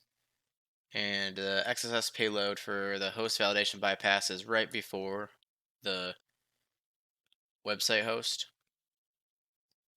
And the custom scheme bypass is, so the requirement of deep link route custom scheme is being used, and then the host can be anything because the logic only converts the deep link scheme to HTTPS. And this is also based off of a bug bounty report. Next, path pattern. The XSS payload is in the path pattern section because it's not being escaped, and it's only requiring a custom scheme of path pattern and a host of b3nac.com. So let's push this POC file to our device.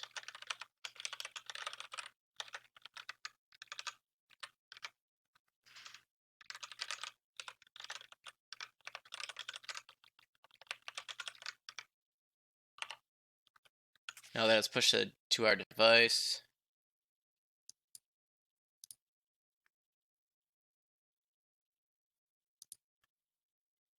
we can open it with any browser. Once it loads in the browser, I'm going to zoom in and click on the custom schema bypass first. And this should open the app and then redirect us to the outside website, which is my website.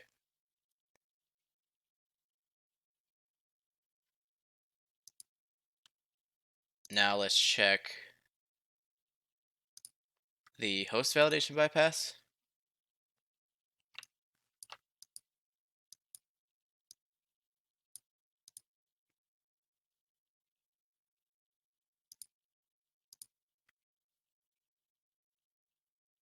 And this should load in the web view, and the XSS payload will execute because JavaScript is enabled in this web view.